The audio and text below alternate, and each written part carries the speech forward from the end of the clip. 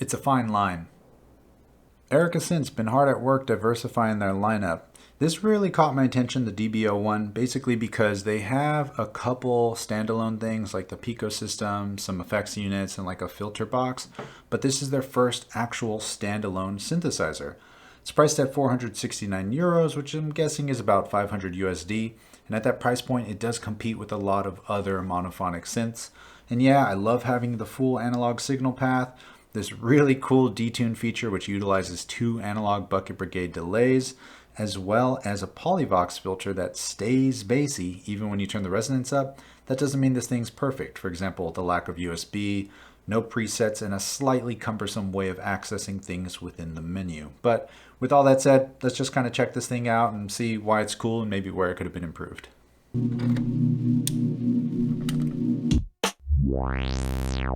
Now, Erica Synths did let me have this one to try out and have some fun with, which I definitely have been, especially, you probably already knew that if you've been following my IG posts. I post about this thing all the time. Yeah, just putting that out there. They let me try this out. I'm not sure if I can have it. Maybe maybe they could, because I've been using it a lot more. But they didn't pay me to do a video or anything like that. They just said, hey, check it out. And I've been wanting to talk about this for a while.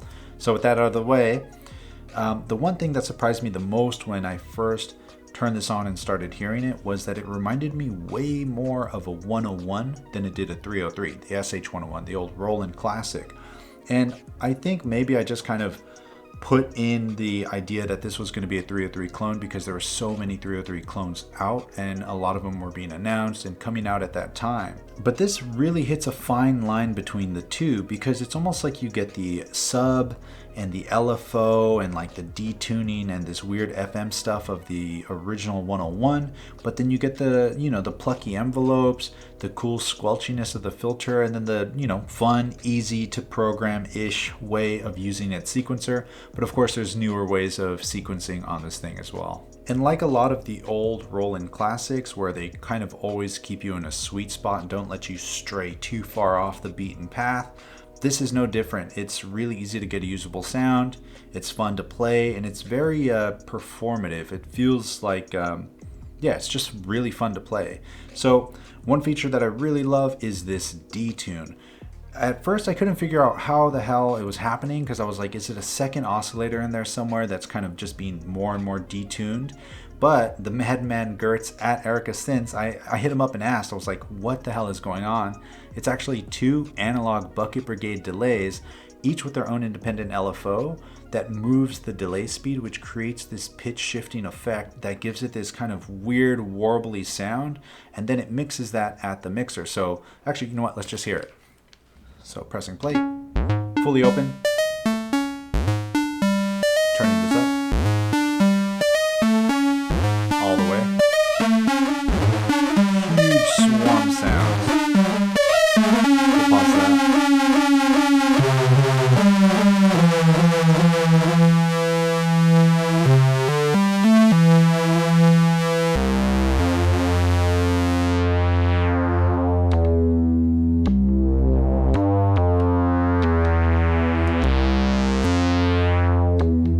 Where's your head at? Where's your head at? But yeah, this detuning is super awesome. Even just having a little subtleness is like perfect. It creates these big bass lines that I've been trying to achieve that I used to just own a Juno 106 just to do single bass line hits. I can now easily do that with this. And honestly, I kind of find that this analog bucket brigade delay of introducing detunes a lot more pleasant than it is just kind of turning up a second oscillator and detuning that. Next up on the DB-01, you have these lanes to the sequencer. You have accent, slide, modulation, and pitch. And what these do is essentially allow you to, you know what, let's just hear this thing. So they kind of allow you to do parameter locks. So let me just put a couple steps in. We'll do that. Sure. Dope. So if I hit shift and modulation, this is going to say on each step I can apply a new filter amount. But you hear that. Let's apply it again. So now you almost don't hear it. What's happening is that this, unlike your traditional parameter locks that you would expect on Electron, where you set the value and it'll stay at that value, these are additive? No, relative, I guess. to the original position of where they were.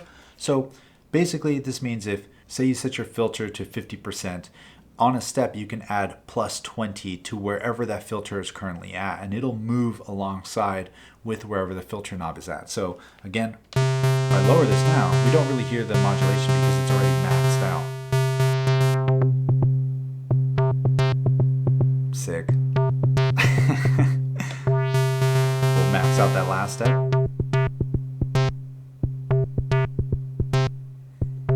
And you can hear that this doesn't change the, there's not an independent decay time. It's just, it gets cut with that note. So it opens and then closes on the following step. I wonder if I can, oh, I can. Dope, did not know I could do that. So I can then go and add, I guess, this modulation parameter to steps that don't even have a step on it. So then can I have it closed down and open here? Sick, cool. So yeah, exactly as I would expect. And another thing with these lanes of automation, if you want to clear something, you make sure you're in that lane of automation, clear, and then you just hit select and boom, it cleared all the modulation from that. And then you press this one to go back. Pretty simple. Next up would be this pitch envelope. I don't know how often I would use this. It's cool. I appreciate the innovation. And but yeah, I don't know. You can do some weird stuff. Basically holding this down, you're selecting the decay time, and then this one's selecting how much of this decay is going to the oscillator's pitch. If I make it a really short decay, little pluck.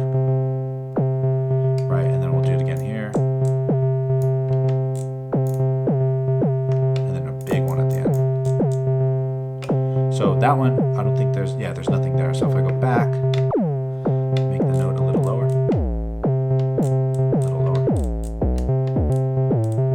We'll just set them all to 2D.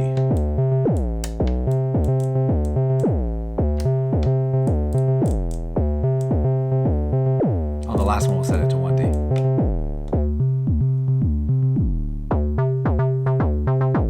Yes. Says the guy who's not going to use this feature ever, and now I just want to go make a track and not do this video anymore. Oh, with the detune? Okay. Alright, chill, dude. Chill. So after that, you have the accent and then the slides. And I'm guessing you already know how these work. In case you don't, accent's just going to make certain steps a little louder than others. Slide's going to slide from one pitch value into the next note's pitch value. So kind of giving you some whoopy doopy sounds, and it really works well with the squelchiness. But back to this mod lane or automation section. Thank you. I appreciate the thought, but I just wish it did a little more. It only does the cutoff for right now, but I don't know. I wish on certain steps maybe I can do some FM. Another step I can do some detuning and noise. I don't know if that's because it's fully analog signal path and none of these controls are digitally controlled or what. But again, I appreciate the thought on the cutoff. Thank you. Avalon over here does not do that at all. This does. Thank you. This is like way cheaper than that as well. But I just wish it did a little more. And speaking of that, another thing I guess I can call a feature is the sound. Have I said how good this thing sounds yet? And just to be safe, I'm worried that YouTube's compression will muck things up. I made a small sample pack of just single notes and one shots. You can use this link right here, or just use the link down below and download a free sample pack of just some of the sounds on here because it sounds really, really good. And speaking of a link down below, you might notice another link down below, and that's going to be for today's video sponsor, Skillshare. In case you didn't already know, Skillshare is an online learning community that has tons of classes on creativity, productivity, business, and in my case, it's going to be music. Lately, I've been retracing my steps and utilizing the computer a bit more to record whatever I'm doing outside of the computer. And I'm starting to realize that I suck at mixing audio within a computer. So luckily for me, Young Guru, yes, the Grammy Award winning, who's produced tons and tons of music producer, has mixing classes. Awesome. And the great thing here is that Skillshare is actually super affordable. I recently canceled something else that was more expensive and literally just taking time away from me and not teaching me anything new. So with the annual membership of Skillshare, it comes down to less than $10 a month. And since Skillshare is sponsoring this video, the first 500 of my subscribers to use the link down below get 2 months of Skillshare Premium for free. All right, back to the DB. So after that, I mean, there's not a lot here, and there is a lot here. It's really simple to program notes. For example, if I wanted to clear this, I'll just go ahead and clear these notes. Entering in notes is really simple. You can, of course, just go ahead and enter in a bunch of these, or my personal favorite way is if you hit Shift and press play. This is keyboard mode.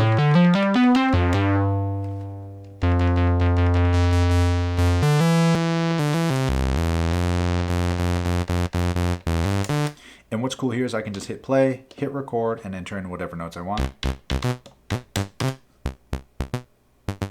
But you might notice something there. What I played's gate length is different than the gate length on here. What I mean by this is if I go back out of this and I say clear this pattern, and we go back into keyboard mode and I hit record, if I press and hold a note, on the playback is just a 10% version, if you will. Like, no, it's just 10% gate time.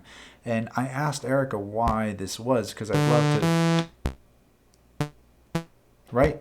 You would expect it to do what you entered, but I asked, and I think it's just to keep the gate output a solid trigger rather than a full open gate. It was a deliberate choice by them. I asked if it was like a firmware thing or whatnot, but that was just one of their choices. So, meh, it kind of sucks. I wish you could do that, but honestly, one of my favorite ways to do this is in this keyboard mode, or to use this, I should say, is if I go back and we clear this pattern.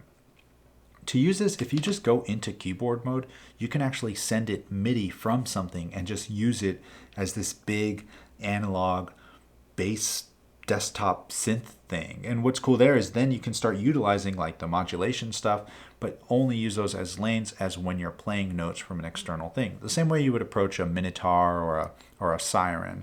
I guess a couple other cool things to mention are the Arpeggiator. You can use this to arpeggiate notes, as you would expect. The LFO, which actually has a cool way of showing what LFO is going on. So Shift LFO, you're in the LFO section. Here you can select whether it's synced or not, as well as whether it resets. And the shape, oh, you know what? We'll get to this menu thing in a second. So from here, you go to shape, and then you select what shape. Triangle, very abrupt, not as smooth. Saw, you can see it just jams down again. Has a little, basically like an ump ramp. Ramp, it's gonna go boom, boom, drop itself down. Square, as you would expect. This is TDS or something like that, or what does it say? Yeah, TDS. So this one goes down, halfway down, quarter down, and then resets. It's just like this little bounce. This one goes down, up, down. So they kind of have these really cool shapes. And once you start syncing these to the tempo, actually, you know what? Let's go ahead and do that now. Sync on, reset. Let's leave that off. So cool, cool, cool. And yeah, let's press play. Tight beat, dude. Okay, so, oh, here's another great thing I like about this is the random pattern generation. If I just go to Shift Random, I can hit pattern and just enter in a bunch of random notes. Or if I hit play, it's going to enter in a bunch of random gates. So you can actually randomize each individual page. So now we got the notes in there. That's cool. Now we can do scale. Nah. I want less high notes. Sure, turn this up. So now we'll do LFO stuff. We'll get freaky with some LFO stuff. So the LFO is going still at this shape. Yo, how dope is that? So we can send the LFO level to the cutoff. Turn the envelope of the filter completely to nothing. All you're hearing is the filter. Then we can change the rate.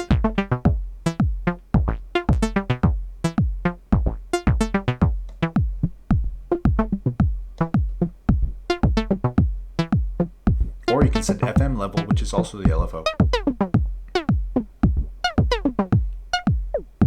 maybe just a little bit. Nah, maybe just none. So we'll go back to LFO, select a new shape, sample and hold, random, noise. We'll do this one.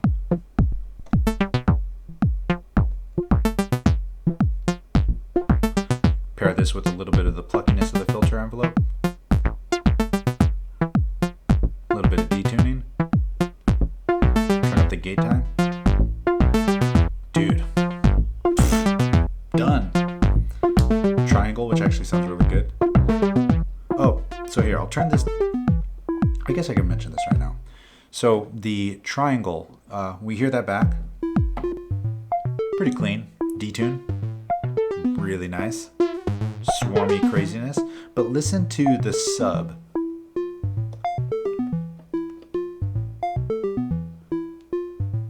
It kind of gets introduced as a sine. And I think it's a transistor-based sub is what they were mentioning. So the higher up you go, it starts clipping and turning itself into a pulse width. Yeah, and then you pair that with the actual pulse width. And a little detune again.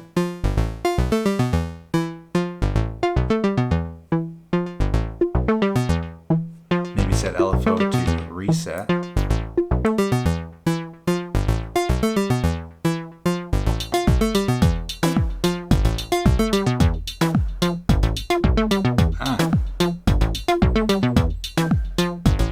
So yeah, LFO, really cool way, and I love the added rhythmic shapes. I think that just really speaks to this thing as a whole because, again, like there's not a lot of craziness, but it's so playable and it feels really playable. And yeah, I guess, you know what, let's start talking about some of the cons. One thing I mentioned was no presets. And that's, yeah, a pro and a con, you know, depends on who you are really. For me, I didn't really mind it too much just because it's so simple to get a usable sound out of this. For example, Moog Siren. I bought that specifically because it was all analog and had presets.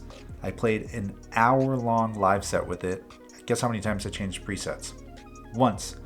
The worst part about it was I was just kind of, you know, making music and just slowly sculpting the sound as I went along with my set. And then I finally got to the song where I actually made a preset for it. And when I switched to that preset, it sounded exactly like the position I was just at. So it was kind of then I realized that there's different levels to different needs, right? I thought having presets was a need for me.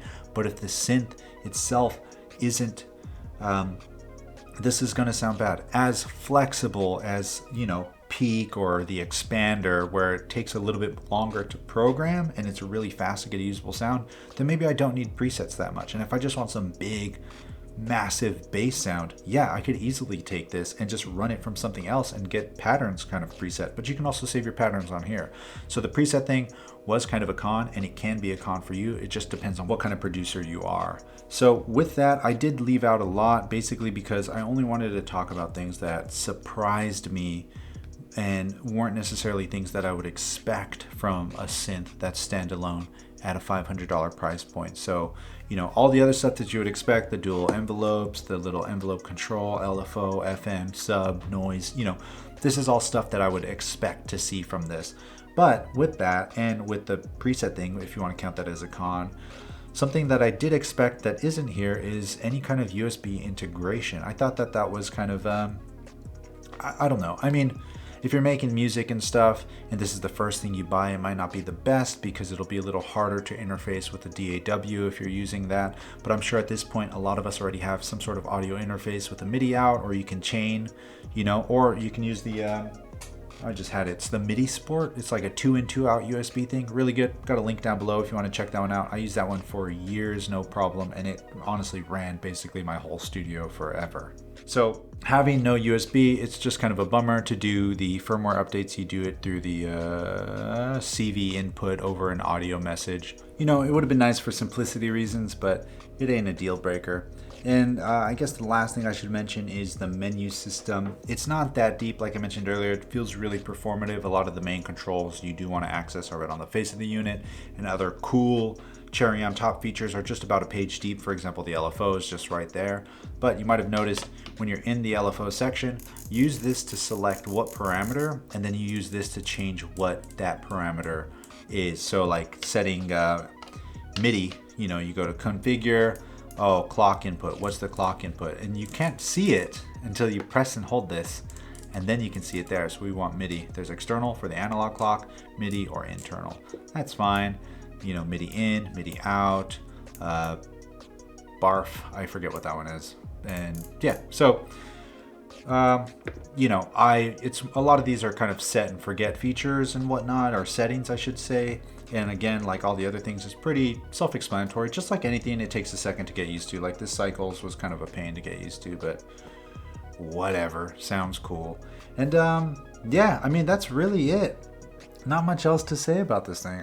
I dig it a lot. I'm excited to see what else Erica comes out with, because this thing sounds massive. I mean, I just put that as like a placeholder. It's kind of put my Avalon away for the past couple months, and I don't know if this is mainly because I use the Avalon so much that I'm a little burnt out on it, and this, you know, feels that 101 kind of vibe that I really like. And using this detune, I can get these huge square wave basses that Mr. Fingers used to use on a lot of his tracks, and I know he got those from, I'm pretty sure it was a 106 or a 60 with the chorus pulse width, and just playing one note at a time, and they're massive, and I love getting that from this. And that's probably what I'm going to do right now, because I'm going to just wrap this video up here.